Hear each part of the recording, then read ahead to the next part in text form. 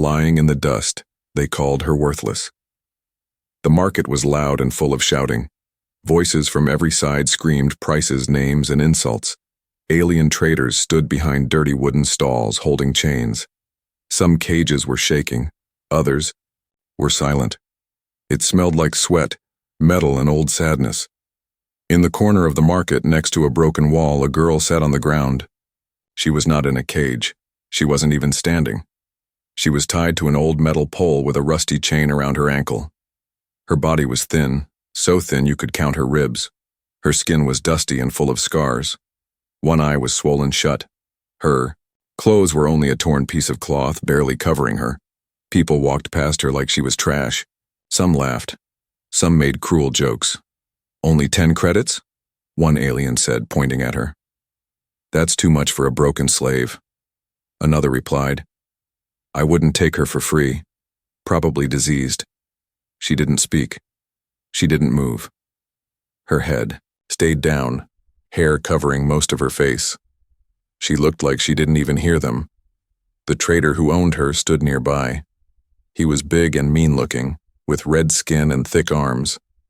He waved his hand, trying to get someone to stop and look at her. "Come on," he shouted. "She eats almost nothing, quiet as a rock, good for cleaning or keeping in a corner." But no one came. That's when the human arrived. He wasn't loud like the others.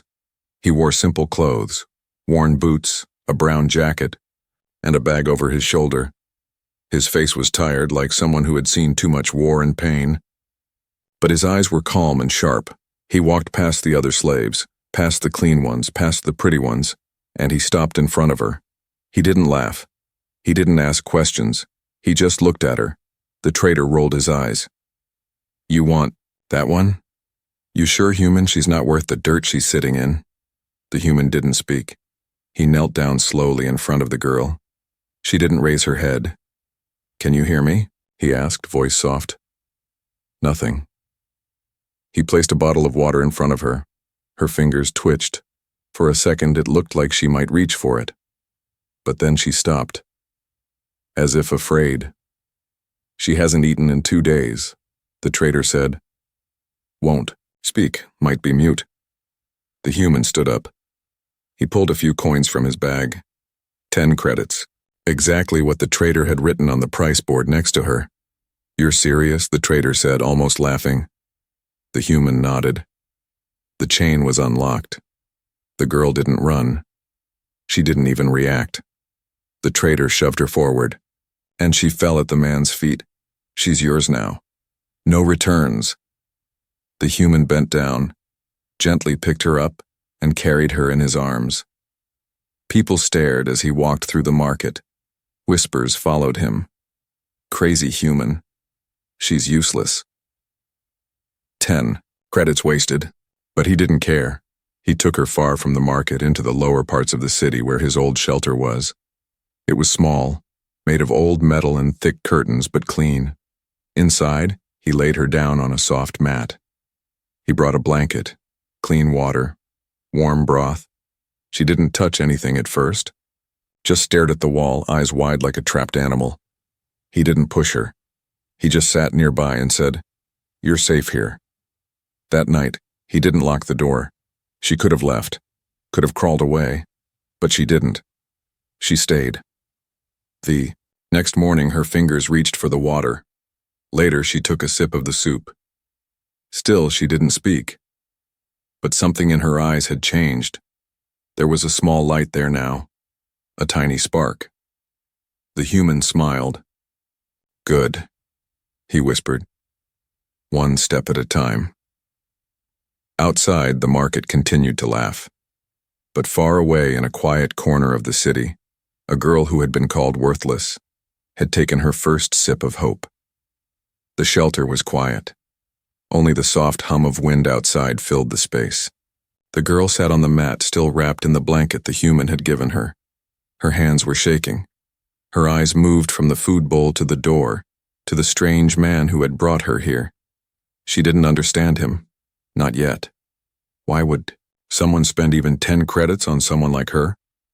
He was sitting near the table, fixing something metal, maybe part of an old ship.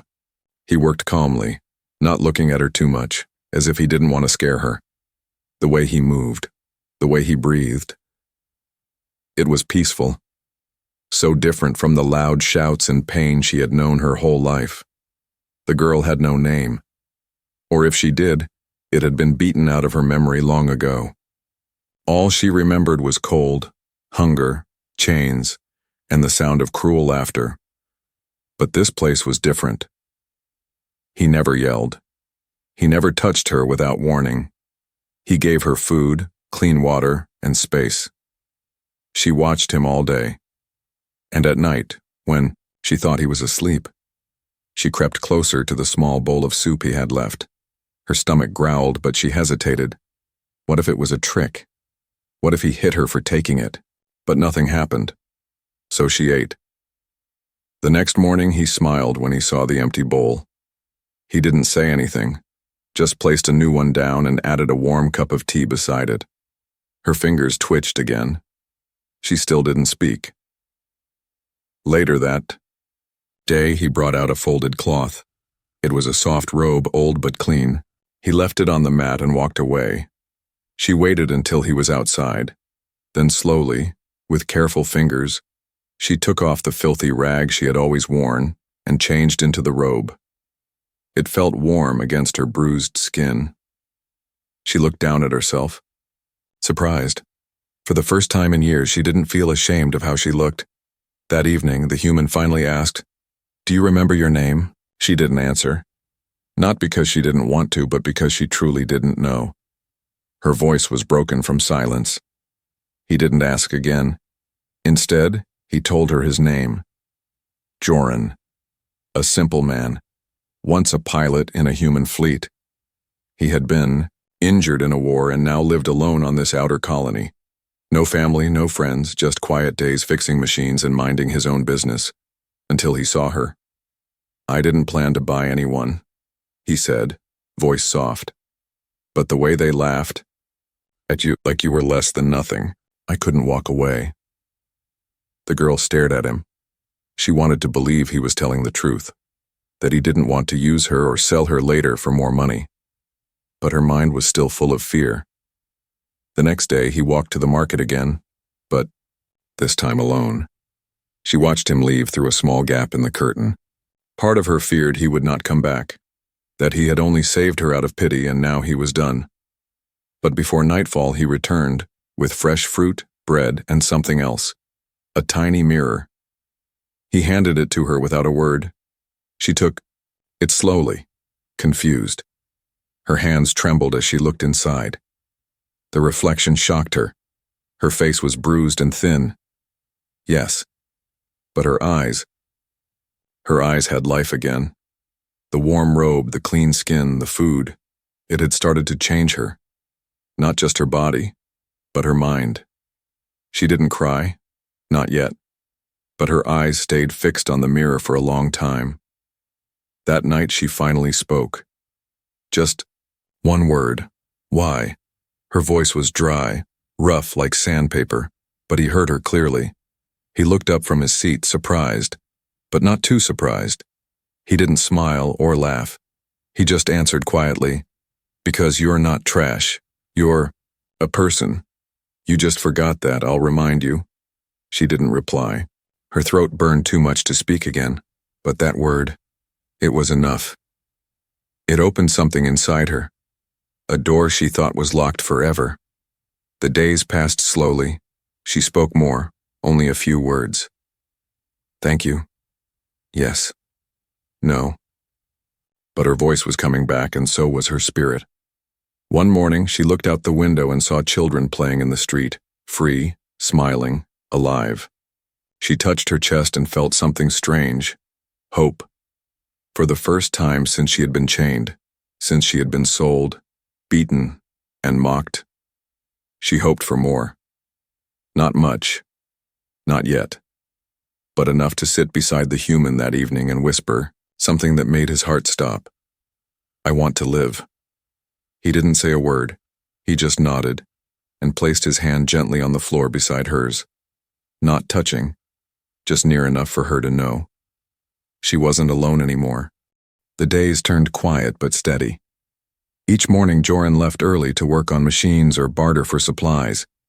Each evening, he returned with something small for the girl, clean fabric, fruit, or something warm to drink. He never forced her to talk. He only gave. She no longer sat frozen in fear. Slowly, she began helping around the shelter. She swept the floor one morning. Another day, she washed the cups. Her movements were unsure, like she was waiting for someone to scream at her or strike her. But no anger came. Only soft nods of thanks from the human. Inside, her thoughts were messy. Her heart wanted to believe she was safe now, but her body still flinched when someone moved too quickly. Years of pain don't vanish in days. One afternoon, while Joran was outside working, a loud knock hit the door. The girl jumped, her hands shook, her breathing turned fast. She backed into the corner, clutching a wooden spoon like a weapon. It was only a neighbor, a quiet old alien man delivering scrap parts for Joran. Still, her fear stayed long after the door closed. That night, Joran sat across from her and spoke, gently. "You're safe here, but I know. Safety doesn't always feel real." She nodded. Her eyes stared into the floor. Then, for the first time, she told him something. Her voice trembled. "They used to chain me to the roof at night. They said if I screamed no one would hear. I stopped screaming after the second week." Joran said nothing. His hands slowly clenched into fists, but he kept his voice calm. "No one deserves that," he whispered. The next morning, he brought a small notebook and placed it on the table. "You don't have to talk," he said. "But if it's easier, you can write." She took the book with both hands, unsure at first. But that night, after the lights were dim, she opened the first page. Her handwriting was weak and shaky, but she wrote 2 words. "I remember." From that day, the notebook stayed beside her. She wrote when she couldn't speak. Her memories poured out, bit by bit. Not all at once. Some were only half sentences. Sold at age 9. Given to a man with gold teeth. Locked in a box for 3 days. Forgot how to cry. Joran never read unless she handed it to him. She did one evening. He read in silence, eyes stinging, then placed it back, beside her with care. "I'm proud of you," he said. Her eyes filled with tears, but none fell. She still didn't know how to cry. One afternoon, Joran returned with a surprise. New clothes. Not fancy, just comfortable, soft fabric with proper fit. She stared at them in disbelief. She had always been dressed in rags, used clothes from other slaves, never anything for her. "These are yours," he said. "You can pick which one you like." She touched the fabric slowly, then looked at him with a confused frown. "Why are you doing this?" she asked. He tilted his head slightly. "Because I want you to remember who you are, not who they told you to be." She changed into the dark blue robe. It hugged her body like it had been made just for her. When she looked in the mirror, she didn't recognize herself. The bruises were fading. Her skin, though scarred, was beginning to heal. Her hair was longer now, brushed and clean. That night, she sat beside Joran and asked a question that had been building inside her for days. "Do you think I'll ever be normal?" Joran looked at her, his voice calm but full of emotion. "You're already stronger than most people I know. Maybe the world doesn't need you to be normal. Maybe it just needs you to stay you." She didn't answer, but her lips curved just slightly. The next day, she did something that made Joran pause in surprise. She stepped outside the shelter, not far, just to the porch, but it was her first time in weeks. She stood in the sun, eyes closed, arms crossed tightly like she was bracing for pain, but it didn't come. Only warmth, only wind. A child from the neighbor's home saw her and waved. She didn't wave back, but she didn't run inside either. Her wounds were healing, not just the ones on her skin, but the ones inside her that no one could see. The chains had left, marks deeper than flesh. But Joran never treated her like a slave or a thing. He treated her like a person, like someone who mattered. That evening, she handed him the notebook again. A new message was written on the last page. "Thank you for not looking away."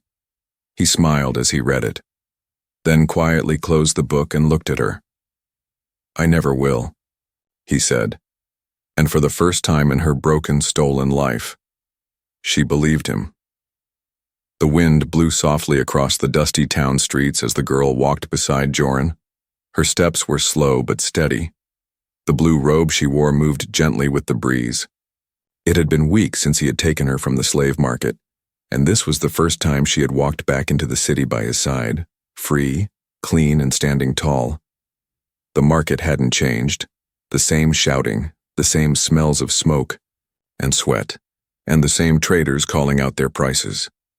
But she was not the same girl anymore. Her face had color.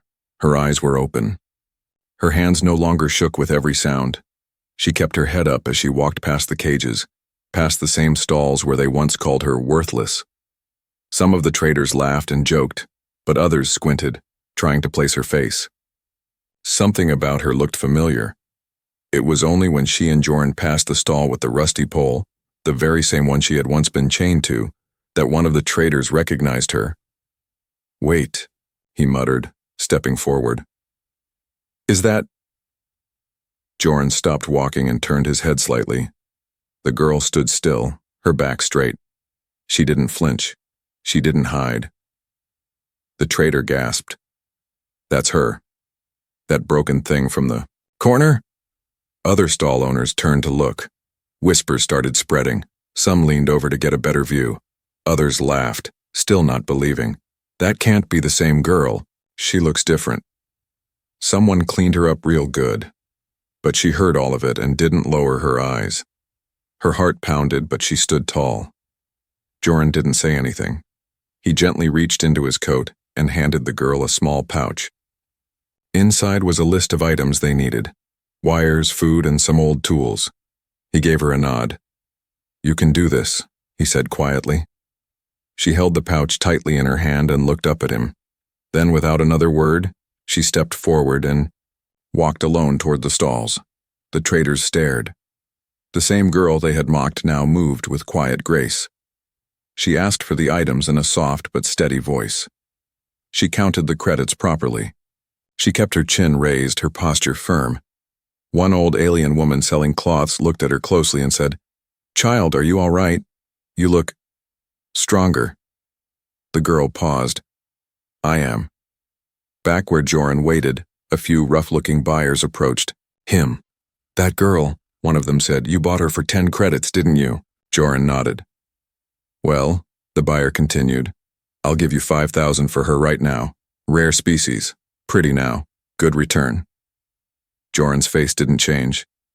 "She's not for sale." Another stepped forward. 10,000. Joran shook his head again. "You don't get it. She was never a thing to be sold." The men grumbled and walked away, confused, almost insulted. No one said no to such offers. Meanwhile, the girl returned with a small bag filled with supplies. She gave it to Joran without a word. Her face looked calm, but deep inside her chest something stirred, a strange mix of fear and pride. "I saw them," she said softly. "I know," Joran replied. "You did well." As they turned to leave, a young slave girl in one of the cages reached her small hand through the bars. Her eyes were wide with sadness. She whispered, "Miss, are you really free?" The girl stopped. Her heart hurt. "Yes," she whispered back. "I am." The little girl smiled. It was small and weak, but full of hope. As they walked away from the market, the girl felt different, lighter, stronger. For the first time, she had gone back to the place where her pain started, and she hadn't crumbled. Back at the shelter, she sat on the floor near the old mirror. She stared at her reflection. Her scars were still there. Her past hadn't disappeared. But now she looked at herself and saw something else too. She saw someone who survived. She saw someone rising. Later that night, while Joran worked by the dim light, she walked over and sat beside him. "Why did you let me go there alone today?" she asked quietly. He placed down his tool. "Because I knew you could handle it." She looked down at her hands. They were steady now. "Did you know they offered to buy me back?" "I figured they might." She smiled a little. "I'm glad you said no." He looked at her, eyes kind and steady. "You were never mine to sell." She sat in silence for a while, then finally whispered, "They didn't recognize me." "They weren't meant to," he said. "They only saw what they wanted to see. But the real you was never broken, just buried." Her eyes softened, and that night, she wrote in her notebook one simple line. "The market laughed, but I walked out standing." The offer didn't surprise Joran, but it made the girl's heart twist in strange ways. They had followed them. 3 well-dressed aliens, rich, powerful buyers, came to the shelter the next morning, not to hurt her, not to insult her, but to offer more credits than she had ever seen in her life. 20,000, one of them said, placing a glowing credit chip on the table. "For the girl, that's a fortune for someone like you." Joran didn't even look at the chip. He calmly took a sip of his tea. "She's not for sale." The alien leaned forward. "Come now, human, you paid 10, I'm offering 2,000 times more, that's business." From the corner, the girl watched. She had been helping clean dishes but froze when she saw them. Her heart started racing again, not because she feared pain, but because she suddenly realized something worse. They wanted her back. Not the dirty, quiet slave they once ignored, but the girl she had become. Clean, standing, healing. That made her valuable. One of the aliens turned and looked straight at her. "You should come with us. You'll live in comfort, eat better, wear fine clothes." She didn't answer. She looked at Joran. He stood now. His voice stayed low but firm. "You had your chance to see her worth. You laughed. You mocked her. Now you want to own what you didn't build?" The room grew cold. The alien's eyes narrowed. "You're making a mistake." Joran stepped closer. "Leave." They left, but not before one of them said something quiet at the door. "Don't get too comfortable. Not everyone asks before taking what they want." The door shut. Silence followed. The girl placed the last cup down on the counter. Her hands shook, not from fear but from anger. "They never looked at me like a person," she whispered. "Not until I started to look like one again."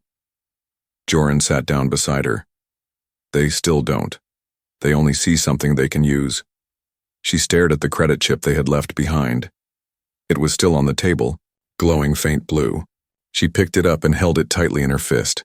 Then without a word she walked outside and threw it into the drain. When she returned, she looked Joran in the eye. "Thank you for saying no." He nodded. But the peace didn't last. That night someone knocked again. This time it was louder, harder. Joran opened the door carefully, keeping his hand near the handle of the old plasma tool he kept under the table. No one was there. Just a message on the wall, painted in red ink. "She belongs to the market." He stared at it for a long moment. The girl saw it too, and for the first time she didn't shake. She walked up to the door, stared at the words, and then turned to Joran. "Then let them come." He looked at her, surprised by the strength in her voice.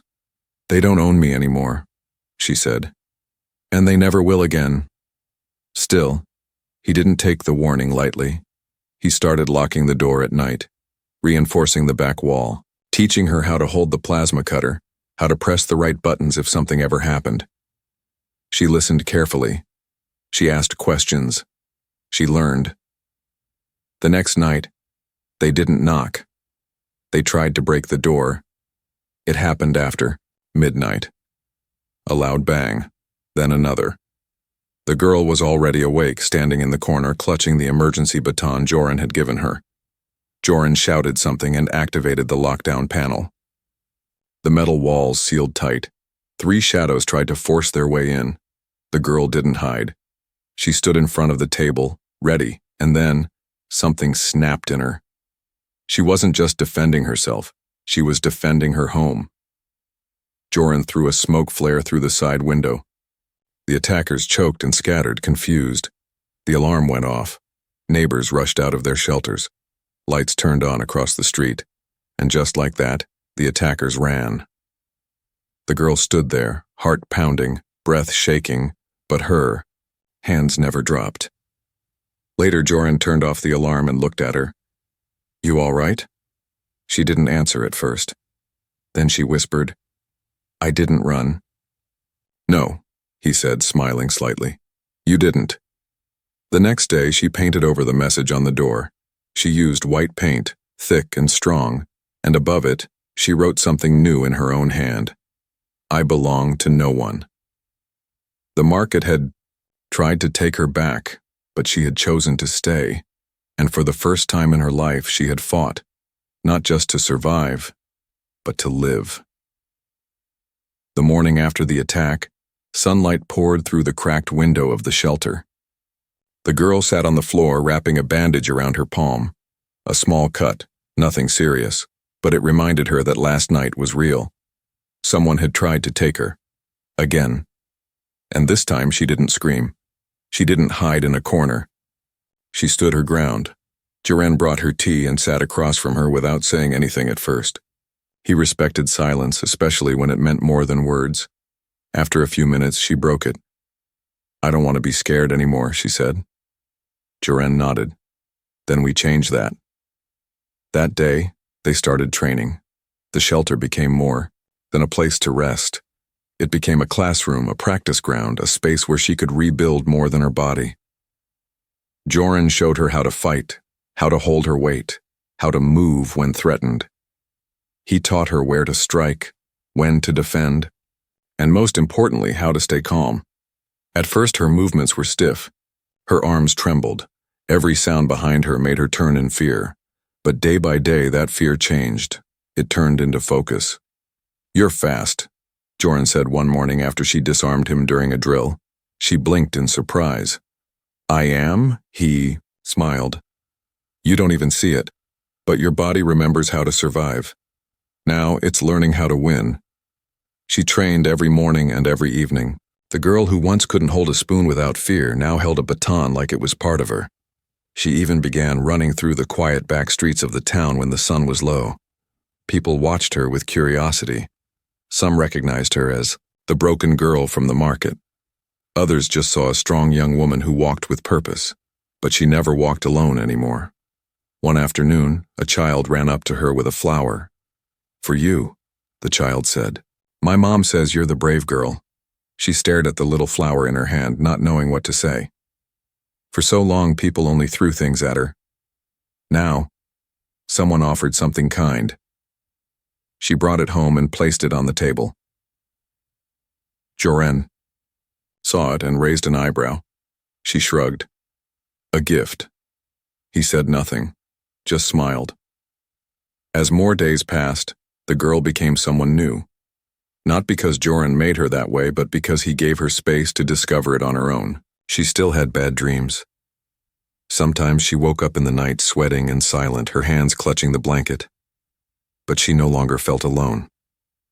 One night after dinner, she asked him something strange.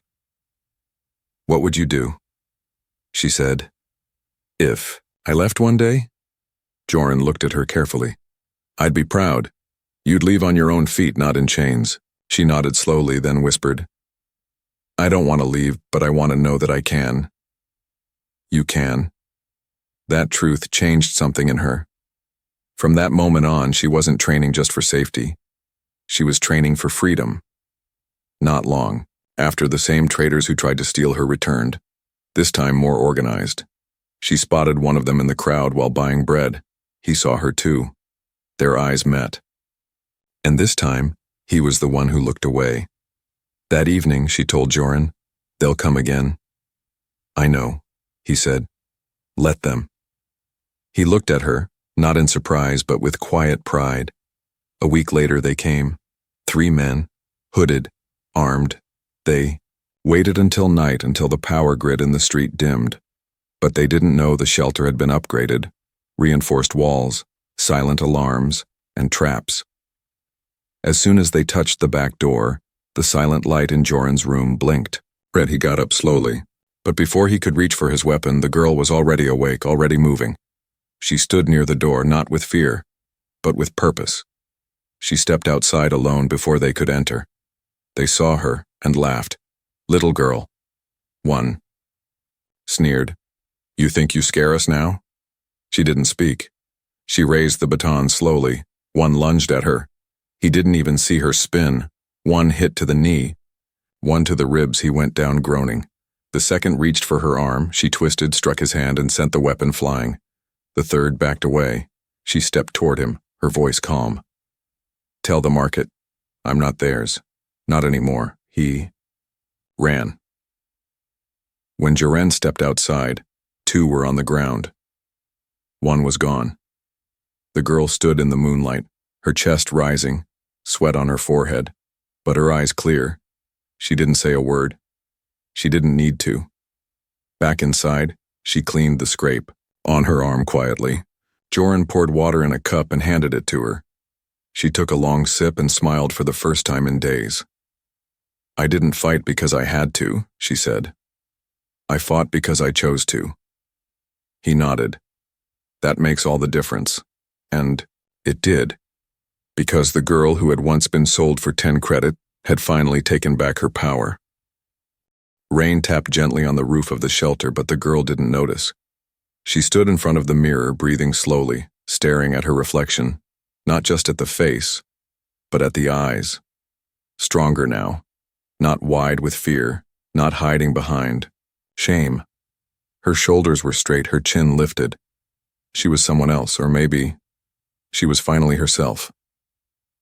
Joran stepped in, boots muddy, coat damp. He saw her standing there, still and focused. He smiled faintly and set his tools down. "Ready?" he asked. She nodded once. Yes. Training had become a part of her now. What started as simple moves to defend herself had grown into a rhythm, a discipline. Joran taught her how to shift her weight, how to block and strike, how to stay calm when danger grew close. But he never pushed her. He let her decide when to stop, when to speak, when to push forward, and she never backed down. Every morning she rose before the sun. She washed her face with cold water and practiced in the narrow alley behind the shelter. Her steps were awkward at first. Her balance wobbled. Her hands still remembered the weight of chains more than the shape of a weapon. But slowly, that memory began to fade. The girl asked questions now.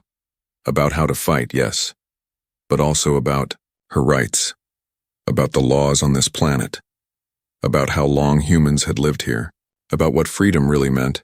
Joran answered everything, and when he didn't know, he brought back books or data pads from the trade district. She devoured them.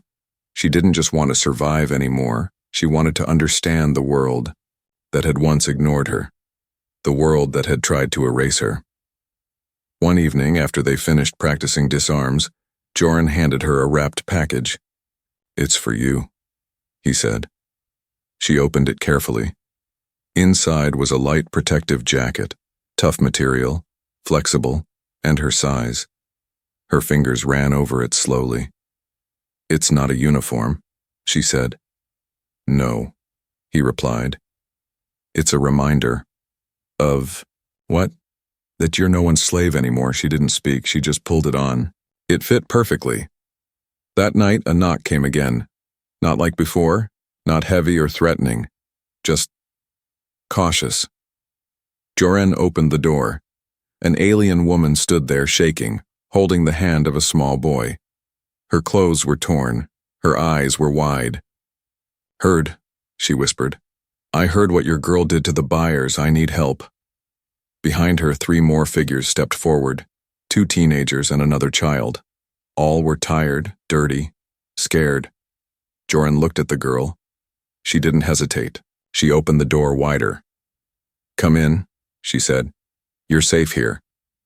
They didn't question her authority. They listened. She gave them food, helped clean their wounds, and gave the smallest one her old blanket. Joran watched quietly. Later, that night after the guests were asleep on the floor, the girl sat beside the fire. They were just like me, she said. Chained, forgotten. Joran nodded. Now they're not. I want to do more, she whispered. Not just survive. I want to fight for people like them. You already are. But the peace didn't last. A notice appeared on the town walls the next morning, a bounty for anyone who could return. The runaway slave girl. A photo of her old face from weeks ago. Under it the words market property, dangerous, do not approach alone. She tore it down with shaking hands. They're still trying to own me, she muttered. Because they fear you now, Joran said. Before they didn't even see you. Now you're a threat. She looked up. Her voice didn't shake. Then I'll be one. She walked back to the shelter and picked up her baton. She wore the jacket. She braided her hair tightly behind her, no fear in her steps, no hesitation. Later that evening, as she trained alone in the alley, a crowd formed. Quiet at first. A few watched her movements, some whispered. One child clapped. Others joined. One older woman approached her gently. My granddaughter was taken last season, she said. They said she was too weak. Can you help me get her back? The girl turned, breathing steady. Yes, Joran heard the promise. And he knew. She wasn't just protecting herself anymore. She had chosen her side. Not as a victim, but as a fighter. She was no longer the girl who sat in the dirt, waiting to be bought for 10 credits. That girl was gone.